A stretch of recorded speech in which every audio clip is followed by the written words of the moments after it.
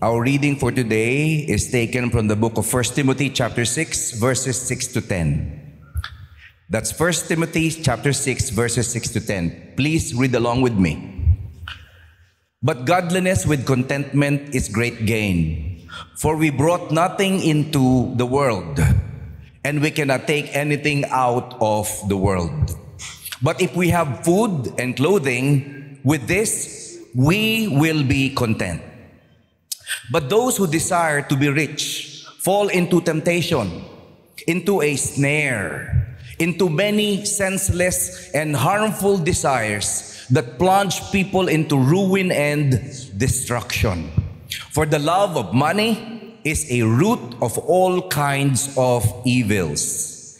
It is through this craving that some have wandered away from the faith and pierced themselves with many pangs.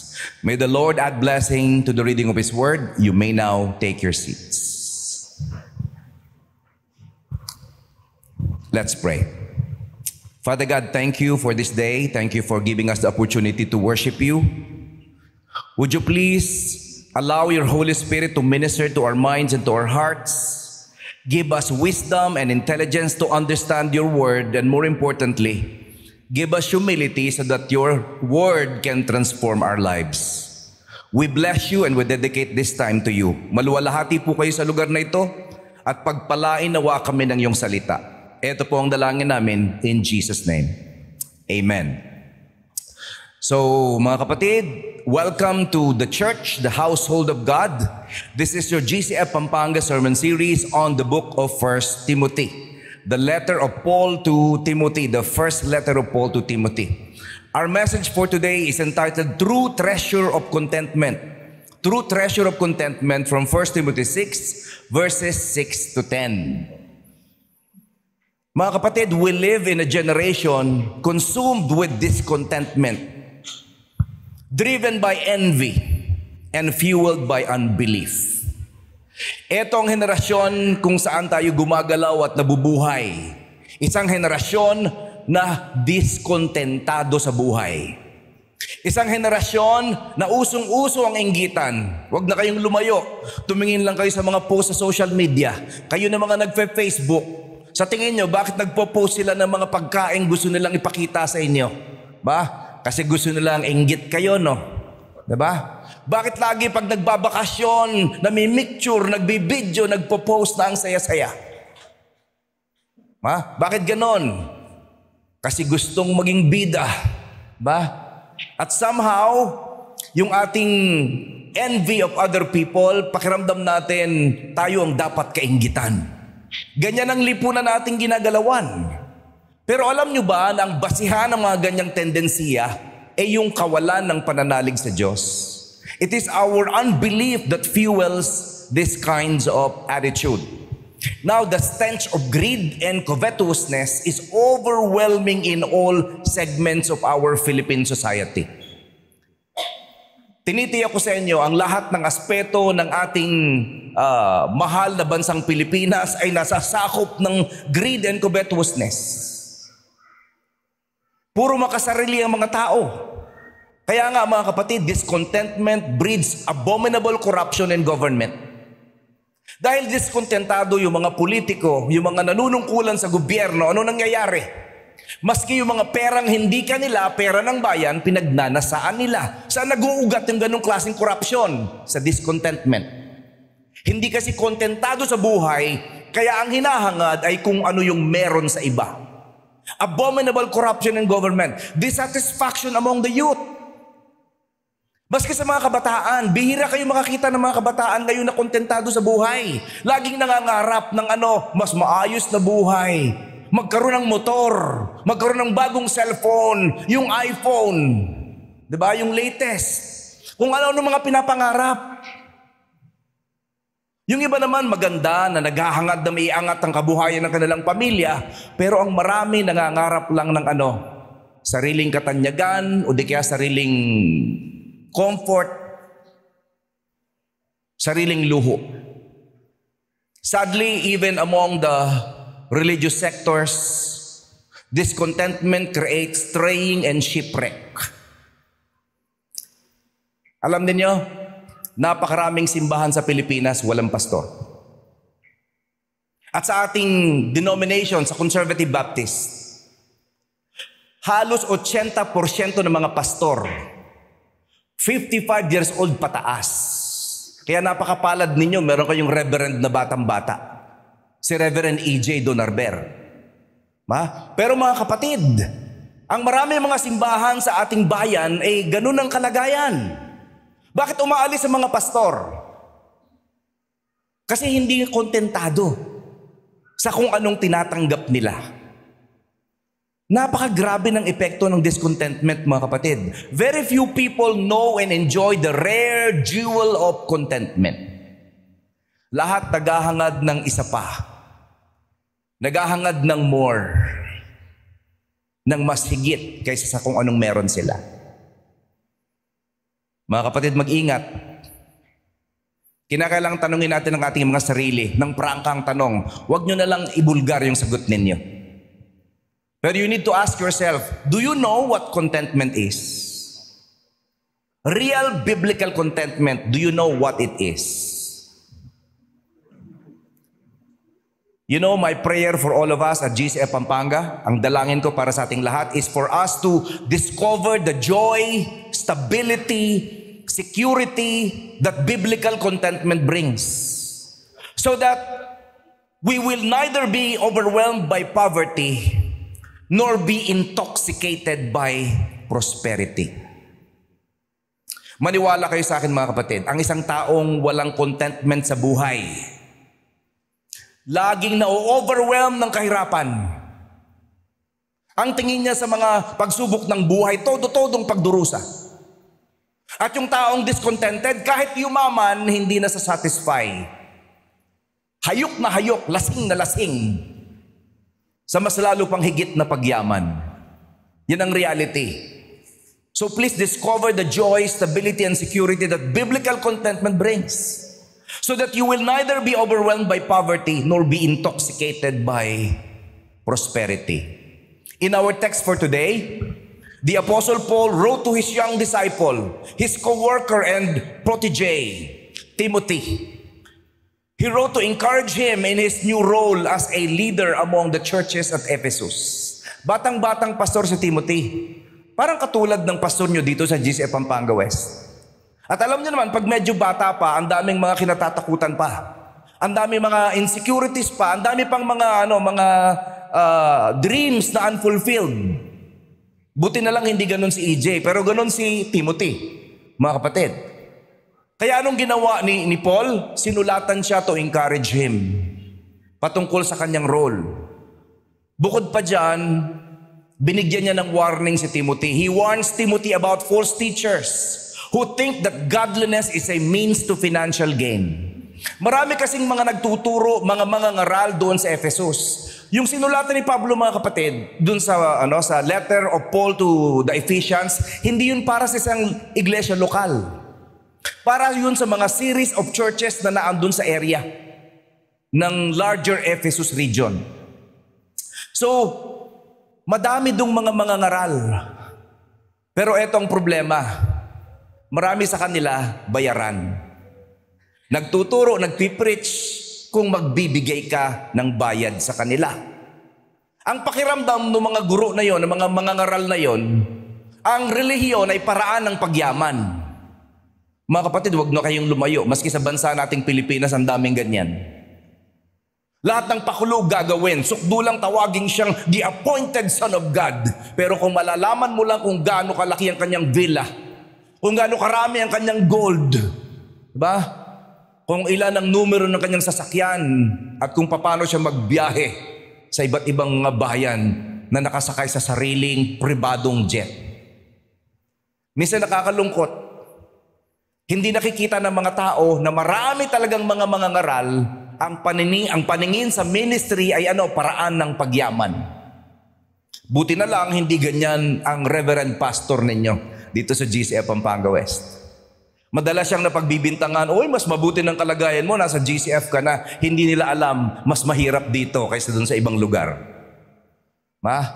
Tama ba ang sinasabi ko, kapatid? Pero eto yon. Pag ang isang tao kontentado sa buhay, kakayanin niya ang mga pagsubok. Hindi siya susuko sa mga pagsubok ng buhay. Kahit na nga payamanin pa siya ng Diyos, hindi niya uunahin ang sarili. Uunahin pa rin niya ang Panginoon at yung ibang mga kapwa, lalo na ang membro ng kanyang pamilya. Hindi siya magiging mapagmalabis kasi naunawaan niya ang lahat ng mga bagay na meron siya ay nagmula sa Diyos. Ipinagkaloob kaya hindi dapat ipagyabang. Kakalungkot lang ang isang taong discontented, ang isang taong walang kontento sa buhay. Mahilig magyabang sa kung anong meron siya. Actually, sign and symptom yun ng kawalan ng contentment. Pinagtatakpan yung kawalan ng contentment sa pamamagitan ng pagyayabang. Now, marami mga false teachers doon sa Ephesus kung saan nagmi-minister si Timothy. Such false teachers were all around Ephesus and their ministries were motivated by a craving for material wealth. Yan ang gusto nila, material wealth. And because of that, Paul describes what true godliness is, and Paul insists that godliness with contentment is great gain. Sabi niya, ang tunay na kayamanan, ang tunay na jewel, ang tunay na treasure, ano yon? Yung meron kang contentment sa buhay mo dahil na kay Kristo ka. Pag yan ay napartneran ng pagiging makadiyos, yung contentment plus godliness, ang sabi ng Bible, profit daw yun. Ganansya daw yun. Kayamanan daw yun. Yun ang ibig sabihin ng salitang great gain sa tekstong binasa natin. Mga kapatid, sa ating mga soul-searching questions, sa ating mga pagtatanong, tanungin natin ang ating sarili. What is contentment? How does contentment coupled with godliness produce great gain in our Christian life? Paano ba nagagawa na tayo ay makaramdam ng kagalakan at feeling natin tayo ay mayaman, kontentado kahit hindi naman pag na kay Kristo? Paano tayo dumarating sa punto kung saan parang wala ka ng ibang kailangan dahil na kay Kristo ka? Paano tayo dumarating sa ganon? Ikalawa, what erroneous and skewed view of life does Christian contentment rectify? Anong mga maling pananaw ang itinutuwid ng pagiging kontentado? Mga kapatid, nakita nyo naman sa ating tekstong binasa. Pag kontentado daw ang isang tao, natututo siyang maging mapagpasalamat sa mga biyayang tinatanggap niya sa Diyos. At nalalaman din niya at nagiging malinaw sa kanyang isip at puso kung anong tunay na mahalaga, yung mga bagay na espiritual, hindi yung mga bagay na material lamang. Please don't get me wrong, may value naman yung mga physical wealth na yan. Diba? Kailangan nga yung finances para isulong ang gawain ng misyon Obvious naman yun. Pero hindi yun magsasatisfy. Hindi yun ang pwedeng maging source ng contentment ng tao. Pag yun ang ginamit mong basihan ng contentment mo, hindi yun darating. Ikatlo, what is our level of contentment? Kung susukatin mong sarili mo from 1 to 5, gaano ka kontentado? 1 o 5? Are we driven more by materialism or by a desire for godliness? Tanungin mong sarili mo, sa ginagawa mong trabaho, sa ginagawa mong pagninegosyo, ano ba yung purpose mo sa buhay? Naghahangad ka ba na maging instrumento ng Diyos para makilala si Kristo bilang tagapagligtas at Panginoon? O ang hangad mo lang maging komportable sa buhay dahil feel mo deserve mo dahil Kristiyano ka? Ikaapat, why is there so much discontentment in our world today? Bakit nga ba napakaraming mga taong hindi kontentado? Tignan mo nga ang iyong katabi, silipin mo. Silipin mo lang. Mukha bang contented? Nako, wag kang tumingin sa mister mo, sa misis mo, baka sagutin ka. Hindi! Away yan pag uwi. Sa ating mga talakayan, ito po yung ating tatlong sangay ng pagtatalakay. Ito ang gusto kong ipaglingkod sa inyo. Contentment in Christ is true treasure. Contentment plus godliness equals true treasure. Verses 6 to 7. Point number 2, contentment is correctly valuing what we have been given. Verses 8 to 9. And finally, contentment is loving and craving after God, not money. Verse 10. Talakayin na natin yung unang point. Contentment plus godliness equals true treasure. Verses 6 to 7. Mga kapatid, pag kontentado ka at ikaw ay na kay Kristo, pinipilit mong mabuhay ng matuwid sa kanyang harapan, mararanasan mo ang tunay na kayamanan. Ano yung tunay na kayamanan na yon? Yung kagalakan na hindi kayang nakawin ng sanlibutan. Yung katiyakan na hindi kayang alugin ng karamdaman, hindi kayang takutin ng kamatayan. Dahil alam mo, sigurado ang iyong patutunguhan. Yun yung treasure na meron tayo pag tayo ay na kay Kristo. Pag ang ating contentment ay merong kapartner na godliness, nakakatagpo tayo ng treasure sa buhay natin, mga kapatid. Ito ang sabi ni Paul kay Timothy, but godliness with contentment is great gain. Godliness with contentment is great gain, for we brought nothing into the world and we cannot take anything out of the world. Oo nga naman. Dapat kontentado ka sa buhay mo. Bakit? Pag maka-Diyos ka na, kontentado ka pa, feeling mayaman ka. Huwag mo sanang isipin na ikaw ay pababayaan ng Diyos. May mga pagkakataong dumadaan tayo sa mga pagsubok ng buhay, nahihirapan tayo, pero may purpose si Lord doon. Hindi kanya pinagtitripan. Ang gusto niya ay maging kawangis ka ng kanyang bugtong na anak. Mas komportable ka, hindi mo yun nanaisin. Kaya ang ginagawa ng Diyos, i-inflict ka, saktan ka, minsan daanin ka sa pagsubok para naisin mo na makawangis ng iyong Panginoon.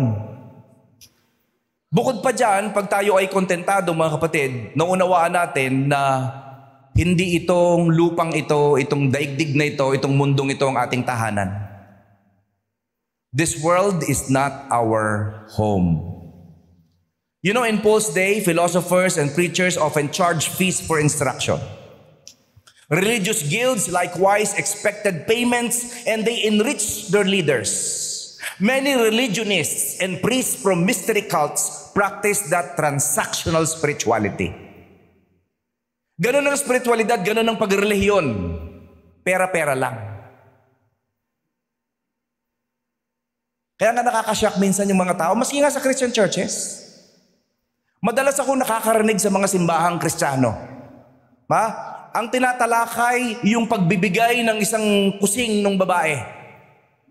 At pinupuri nila yung pagbibigay ng babae ng isang kusing. Alam nyo ba kung anong purpose ng pagkakasulat nun?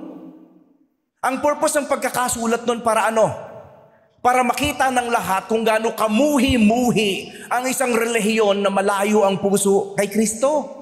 Na malayo ang puso sa Diyos. Ang isang relihiyon na malayo ang puso sa Diyos, imbis pagpalain ng mga tao, hinuhututan pa nila. Yan ang problema pag hindi marunong sa Bible interpretation, mahina sa hermeneutics. Kung ano-ano mga interpretasyon ang nilalagay. Hindi ka puri-puri yon. Pagkatapos niyang ibigay yung kanyang huling-huling pera, wala na. Yun bang marangal na pagrelihiyon sa tingin ninyo? Mga kapatid, sa GCF Pampanga, kung wala na kayong kapera-pera at wala kayong kakainin mamayang gabi, ang pakiusap namin, huwag na kayong mag-offering. Bumili kayo ng kanin. Dahil mas mahalaga kayo kaysa doon sa ipagkakaloob nyo sa amin. Yun ang tunay na Kristyanismo. Nagpapahalaga sa tao, nagpapahalaga sa kapwa. Pero nung araw, madaming mga transactional spirituality. Ano yung transactional spirituality? Mga relihiyon na bayaran. Mga itinerant preachers ang tawag sa kanila, yung mga paikot-ikot na mga ngaral.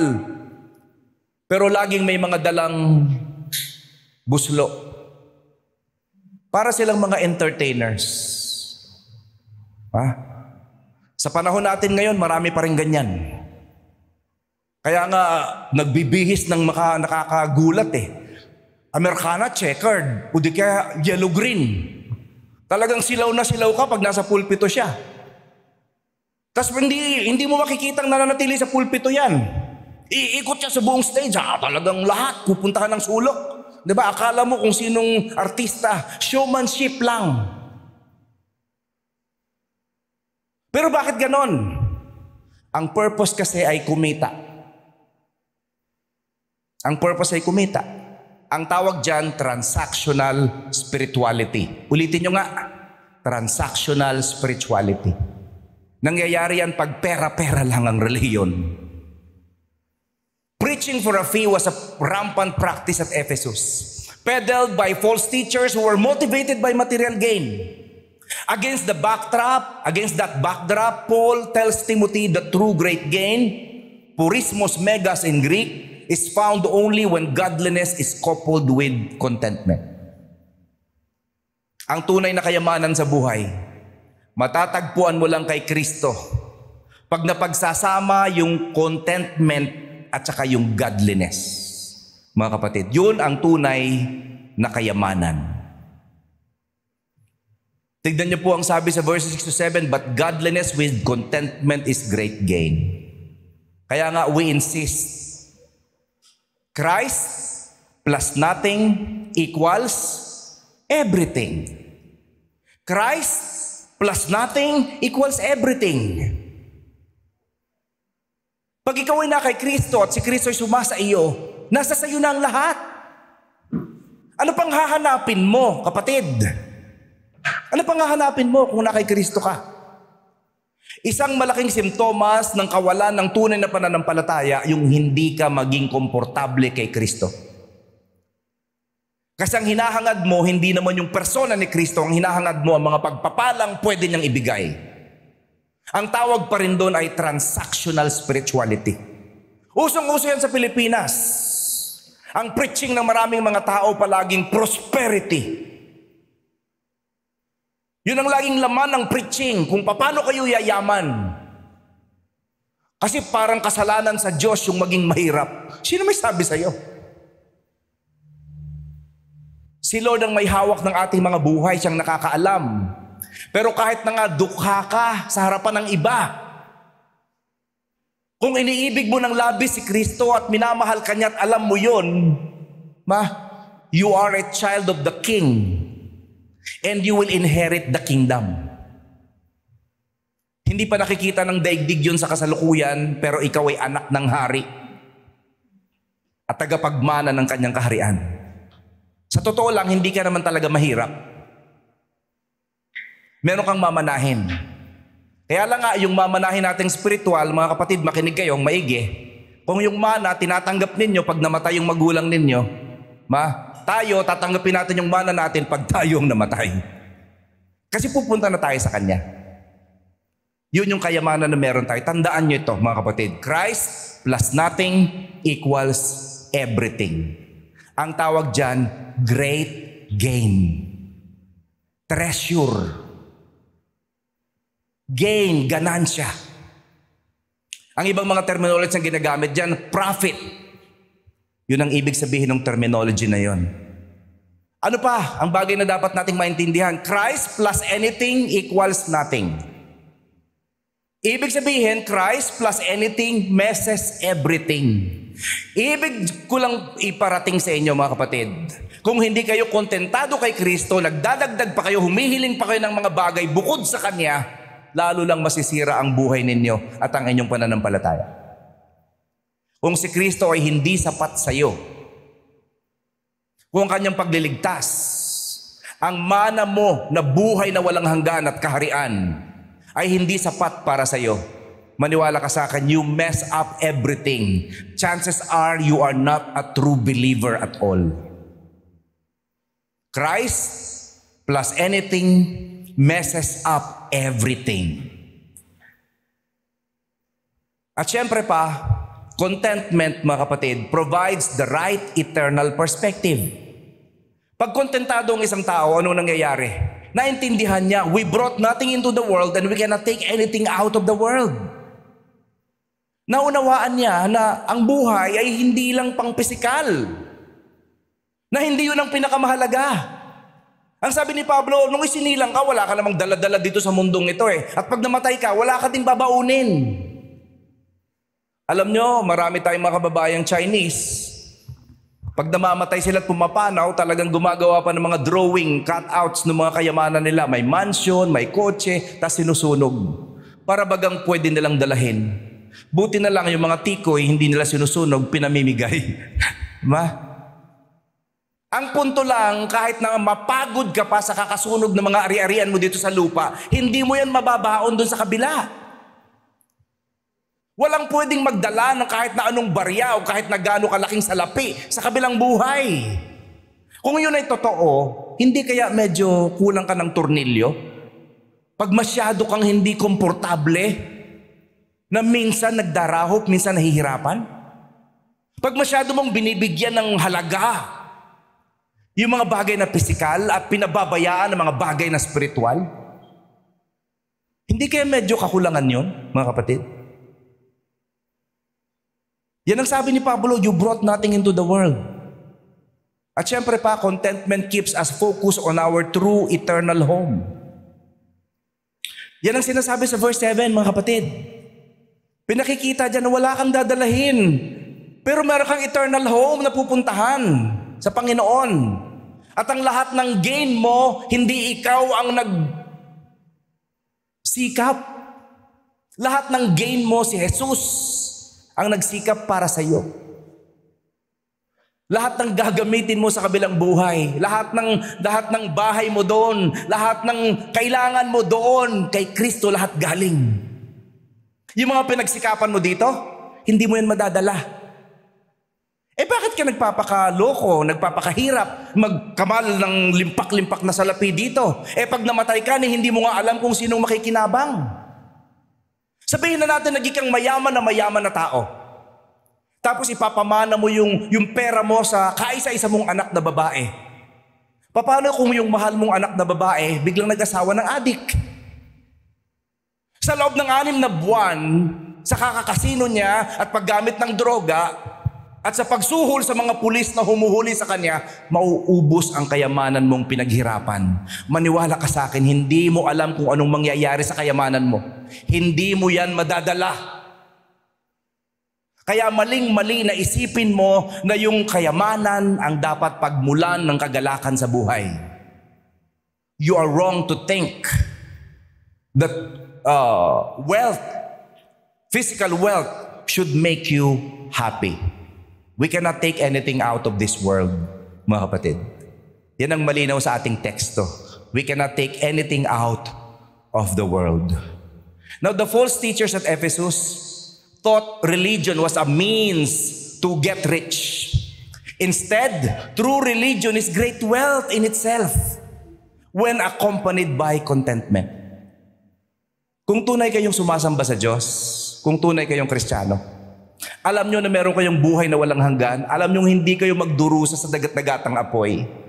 Alam mo na magmamana ka ng kaharian. Ano ngayon kung medyo may konting paghihirap dito sa lupa? Anong problema sa mathematics mo? Eternity yun, temporal dito. Mas mahaba yung kabila kaysa dito. Anong dapat mong pahalagahan? Ay di yung mas mahaba. Patawaran niyo ako mga kapatid kung ganito ako magsalita. Pero napakabigat na mga mensaheng binigay ni Apostol Pablo kay Timoteo kasi napakahalaga nito. Alam niyo ba, pag wala kang contentment sa buhay, pag hindi ka satisfied sa buhay mo, anong sinasabi mo sa Diyos? Pinagdududahan mo yung katotohanan na siya ay in control sa buhay mo o di kaya yung katotohanan na siya ay mabuting Diyos. Yun ang realidad. At yan ay matinding kasalanan, uulitin ko. Whenever you feel discontentment in your heart, you're actually doubting God's sovereignty or doubting God's goodness. Meaning you are actually blaspheming God whenever you refuse to be contented with who He is and what He has done. Pag hindi ka kontentado sa buhay mo, anong sinasabi mo? Lord, hindi ka in control. Kasi kung in control ka, hindi mangyayari to sa aking pagdurusan na to eh. Hindi ka in control. Hindi ka magaling, hindi ka matalino kasi mas matalino ko sa'yo. Alam ko kung anong kailangan ko. Ikaw, di mo alam eh. Yun ang pinalalabas mo. Pagpakiramdam mo, mas magaling ka pa sa Diyos. Na ikaw ang nakakaalam ko anong dapat mong tanggapin mula sa kanyang palad. Ano pa? Pag hindi ka kontentado, pinagdududahan mo rin ng kabutihan ng Panginoon. Panginoon, oo nga, sovereign ka. Soberano ka nga, pero hindi ka mabuti. Kasi kung mabuti ka, hindi mo ko padadaanin sa mga pagdurusang ito ng buhay. Ganon ang idunudulot ng kawalan ng contentment, mga kapatid. Kaya napakasidhi, matinding teolohiya ang tinuturo ni Pablo dito. Kaya huwag kayong magtaka, ganito din kabangis ang aking mga pananalita. Kasi napakaseryosong katotohanan ang mga bagay na ito. One's religion does not come and go with the uncertainties of material wealth. Faith in Christ with contentment is the wealth independent of one's bank book and possessions. Ang tunay na kayamanan na hindi nasusulat sa inyong libreta, na hindi nauubos sa ATM, ay yung kayamanang na kay Kristo. Unfortunately, yung mga false teachers sa Ephesus, hindi nila yun nakita.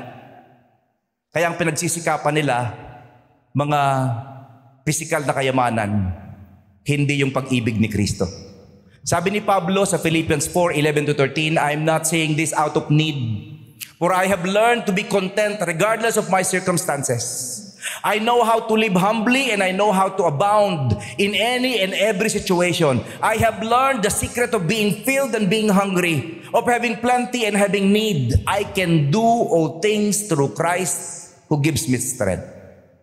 Ano daw ang sikreto? Ito yun mga kapatid, pag kontentado ka, lahat kakayanin mong gawin. Malalampasan mo ang tukso ng kayamanan. Hindi ka magpapasilaw sa kayamanan. Malalampasan mo rin ang pagtatampo sa Diyos kung sakaling nagdadaan ka sa mga pagsubok ng buhay. Magiging kontentado at kaya mong gawin ang lahat dahil ikaw ay na kay Kristo. Yun ang sikreto ng contentment. I can do all things through Christ who gives me strength. Totoo ba ito sa iyo, kapatid? Ang tunay na kagalakan na mula sa contentment, hindi apektado ng circumstances. Hindi. Kasi ang tunay na contentment nakabase sa personal relationship mo kay Christ. Kaya nga pag wala kang contentment, malaking question mark sa iyong personal relationship. Sabi ni Paul sa 2 Corinthians 9:8, and God is able to make all grace abound to you, so that in all things at all times, having all that you need, you will abound in every good work. Kaya kang pagpalain ng Diyos. Bakit ka pagpapalain ng Diyos? Para magawa mo ang mga ministering pinagagawa niya sa iyo. You will abound in every good work. God is able. God is able to make His grace abound in your life. Tingnan niyo po ang sabi dito ni Lord sa Matthew 6:19-21. Bilang paalala sa atin, do not store up for yourselves treasures on earth, where moth and rust destroy and where thieves break in and steal. But store up for yourselves treasures in heaven, where moth and rust do not destroy, and where thieves do not break in and steal. For where your treasure is, there your heart will be also. Tanong, makinig kayong maigi. Nasaan ang puso nyo? Nasaan ang puso nyo? Ang sabi ng Biblia, kung nasaan daw yung bulsa mo, naandun ang puso mo. Kung saan mo nilalagay ang kayamanan mo, nandun ang tunay mong pagkatao, nandun ang puso mo. Yun ang pinahahalagahan mo. Ayan. Huwag daw masyadong mag-impact dito sa lupa. Sisirain din daw naman yan ng mga bagay-bagay dito sa mundo. Kakalawangin yan. Masisira daw ang lahat ng kayamanan dito sa lupa. Kaya huwag ka dito daw mag-impact. Ikalawang punto natin ngayong umaga, contentment is correctly valuing what we have been given. Verses 8-9. Mga kapatid, contentment is correctly valuing what we have been given, not what we have been denied.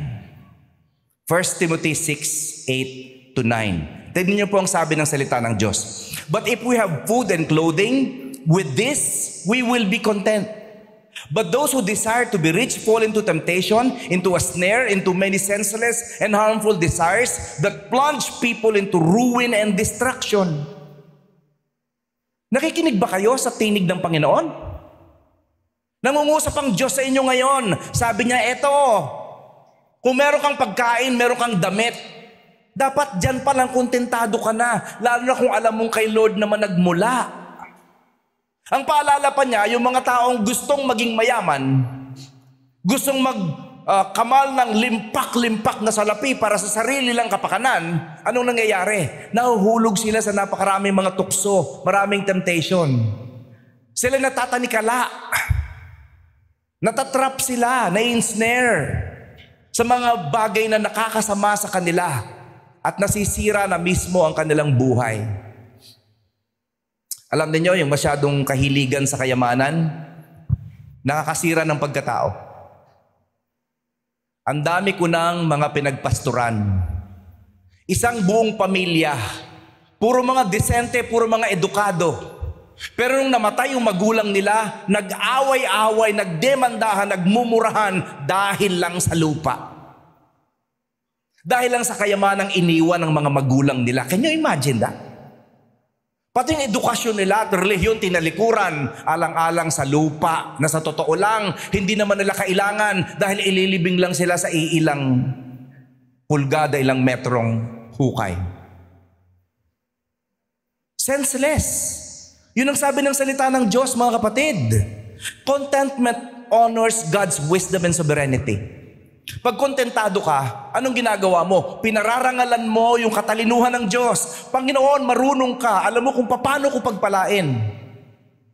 Huwag mo kong bigyan ng masyadong kayamanan, baka hindi na kita kilalanin. Huwag mo din akong bigyan ng sobra-sobrang pagdurusa, baka makalimot din ako sa iyo. So tama lang, Lord, eksakto lang. Diba? Kaya lang mga kapatid, pag hindi ka contented, pag wala kang contentment, hindi ka maghahangad ng sakto lang. Ang hahangarin mo ay yung labis-labis kaysa sa kailangan. Yan ang problema sa discontentment. Ano pa? Contentment counters covetousness. Isang paraan para malampasan mo yung covetousness, yung paghahangad ng mga bagay na hindi naman nila ng Diyos para sa iyo, ay piliin mo at pilitin mong magkaroon ng contentment sa buhay mo. Mga kapatid, nakikiusap ako sa inyo. Kung tunay tayong Kristiyano, maging masaya tayo sa tagumpay ng iba. Hindi yung pinagpapala ng Diyos yung kapatid, kasama pa naman sa simbahan, binabless yung negosyo niya. Anong gagawin mo? Sisiraan mo siya. Nakakainis minsan ng mga Pilipino. Kasama niya sa church, nag-click yung negosyong lechon manok. Anong gagawin? Kokopyahin kapitbahay niya. Ano ba naman yan? Tapos sasabihin mong Kristiyano ka. Hindi ka na lang maging masaya na binabless na Lord yung kapatid mo, kumikita yung kanyang negosyong lechon manok. Ba't kinakailangan mo siyang agawan ng mga customer? At minsan siraan pa, actually mas maganda yung manok ko kaysa sa kanya.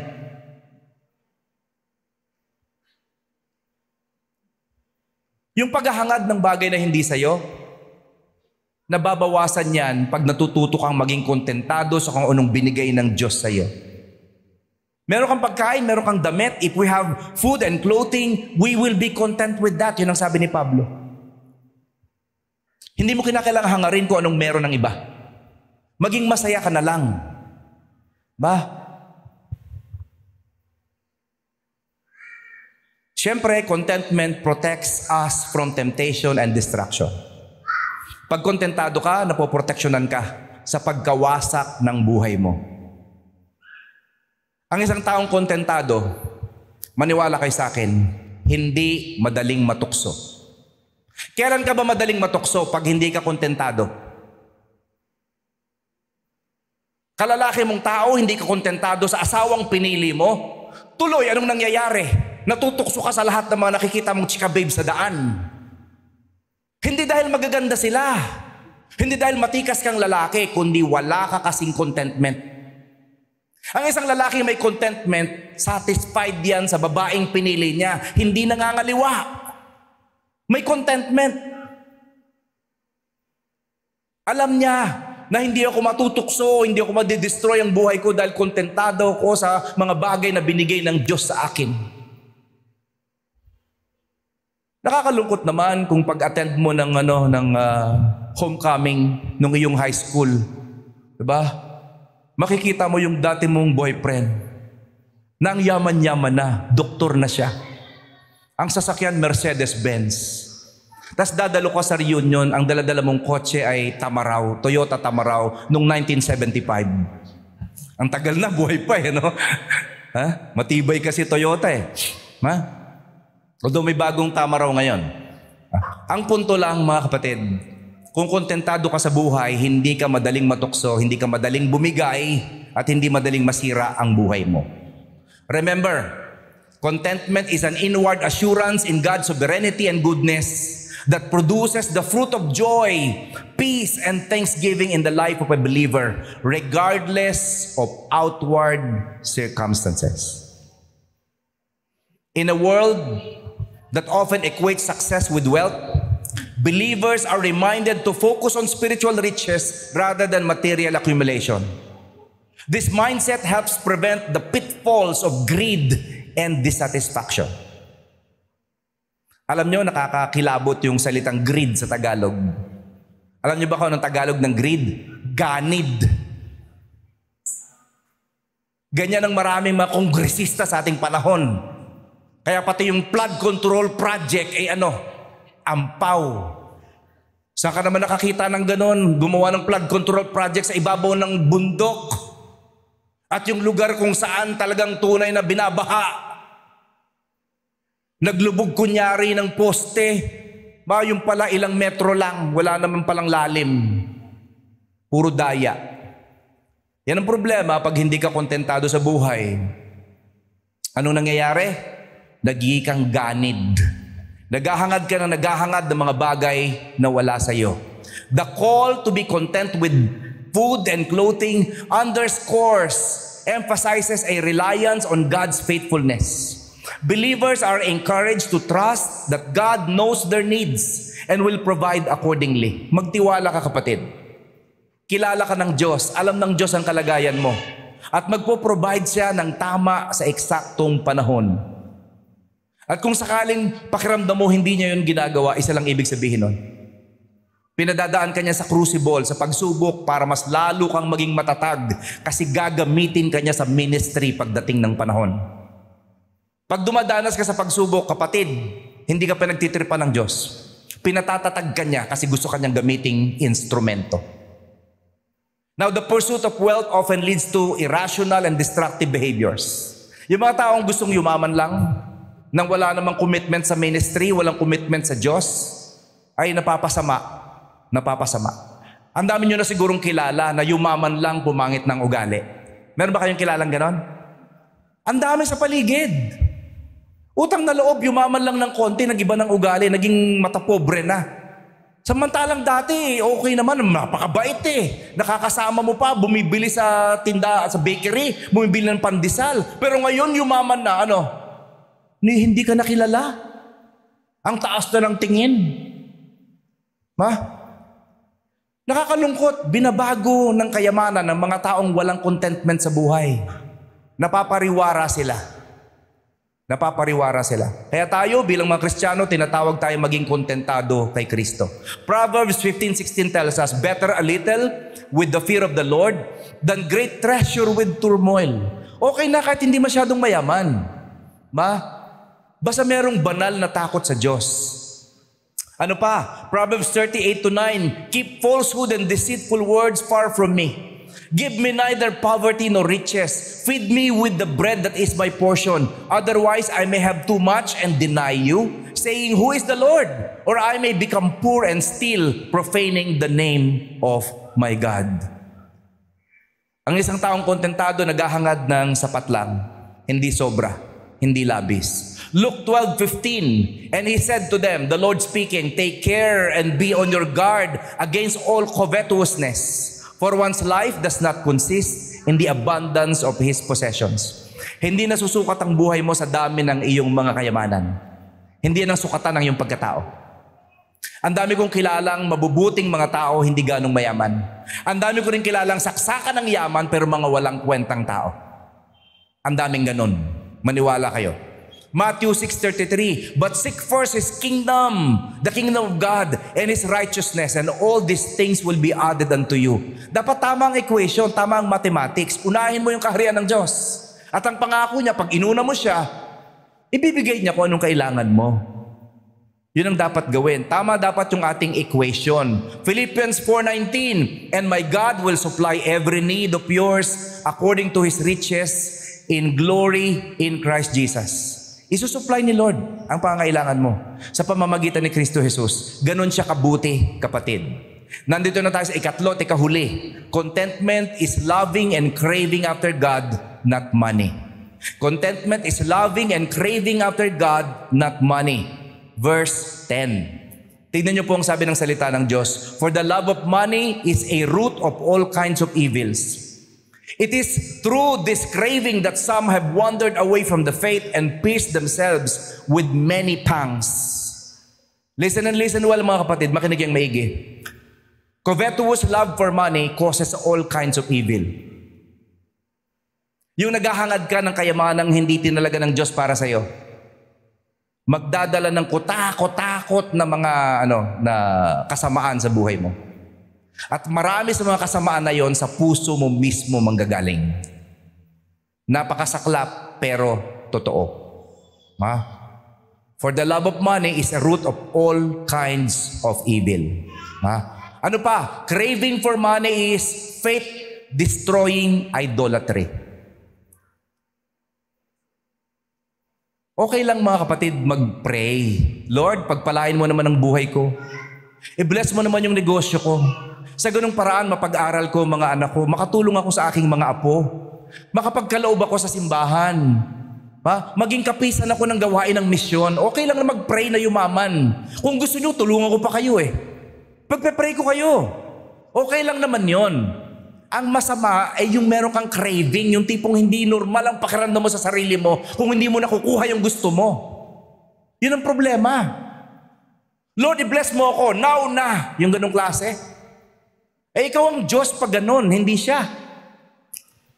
Ang problema sa ganong klaseng craving for money, it's idolatry. And it destroys faith. Nagwawasak yan ng pananampalataya. Mga kapatid. It is through this craving that some have wandered away from the faith. Craving. Alam niyo yung kung ano yung craving? Kung naalala nyo, nung nabuntis kayo nung araw at naglilihi kayo, naghahanap kayo ng pansit malabon o di kaya Indian mango, kahit hindi naman panahon. Ba? At tipong aawain mo yung mister mo pag hindi mo nakuha yung gusto mo, ang tawag doon craving. Okay? Yung hindi ka normal pag hindi mo nakukuha yung gusto mo. Pag yun, ang focus nun ay pera, kayamanan, na hindi tinalaga ng Diyos sa'yo, nakakawasak yun ng buhay ng tao. Kasi yun ay isang idol. Isang idol. Mga kapatid, parang rebulto. O di kaya mas masahol pa. The verse highlights that it is not money itself, but the love of money that is a root of all kinds of evil. Hindi po masama ang pera, Baka kasi naisip ninyo, si pastor nagtuturo masama ang pera. Hindi po masama ang pera. Ang dalangin ko, i-bless kayo ni Lord ng maraming pera. Pagpalain ni Lord ang negosyo ninyo. Madaming bumili ng mga tinitinda ninyong plastic, hotdog, itlog, etc. etc. Diba? Bihon, kung ano man yan, naninegosyo ninyo. Pagpalain nawa ng Panginoon ng buhay ninyo. Hindi masama ang pera. Ang masama, iniibig mo ang pera. Kasi hindi pwedeng magsabay ang pag-ibig sa Diyos at pag-ibig sa pera. You cannot love God and money, kapatid. No way. Para yung tubig at langis. Hindi pwedeng mangyaring sabay. The passage warns of the spiritual peril of wandering from the faith due to the pursuit of money. Marami talagang ganun, lumalayo.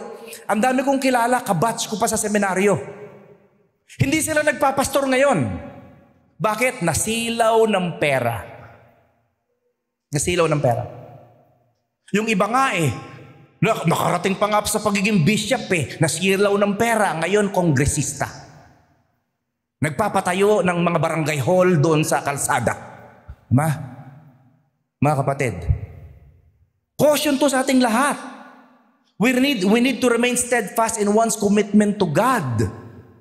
Pag hindi ka kontentado, mawawasak niya ng buhay mo, kapatid. The imagery of being pierced with many pangs or pierced with many sorrows illustrates the self-inflicted pain and suffering that can result from an unchecked desire for wealth.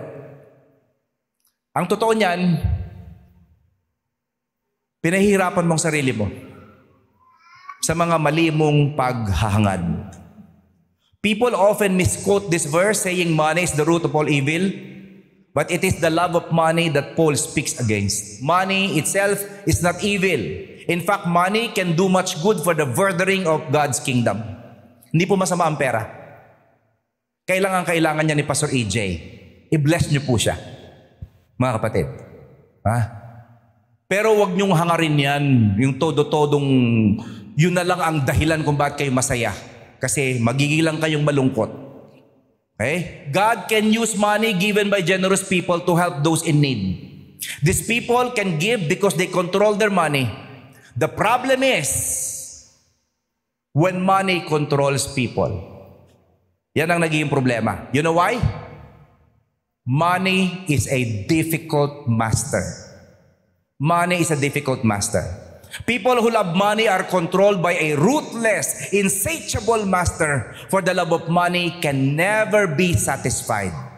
Maniwala ka sa akin, pag mahal mo ang pera, kahit na milyon, bilyon pa ang kitain mo dahil sa flood control project, hindi ka magiging masaya. Hindi ka magiging masaya. Maghahangad ka pa rin ng mas marami pang bilyon. Yun ang mangyayari. Love of money must be replaced by love of God, which leads to contentment. Yung pag-ibig mo sa pera, palitan mo ng pag-ibig mo sa Diyos.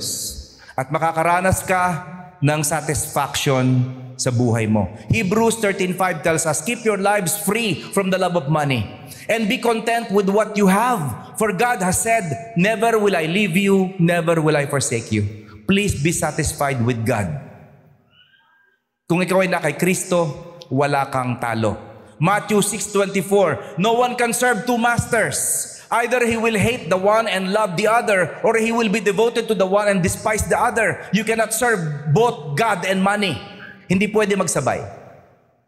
Yan ang malinaw sa salita ng ating Panginoon. Matthew 6:24. Ecclesiastes 5:10, he who loves money is never satisfied by money. And he who loves wealth is never satisfied by income. This too is futile. Walang kwenta ang lahat. Bakit? Hindi din naman magiging satisfied kung walang contentment. Sa pagwawakas natin ngayong umaga, sa ating conclusion and final thoughts, Paul emphasizes the importance of contentment alongside godliness, contrasting it with the dangers of pursuing wealth. Paul highlights the true gain comes from inner contentment rather than material possessions. And that love of money can lead to destructive desires and spiritual straying. Nakakaligaw yung pag-ibig sa pera, mga kapatid. Our text begins by stating that godliness with contentment is great gain. This means that true wealth lies not in material possessions, but in a heart that is satisfied with what God provides.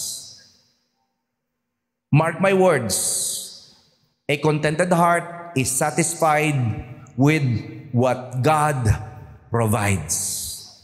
Ito po yung ating naging talakayan. Point number 1, contentment plus godliness equals true treasure.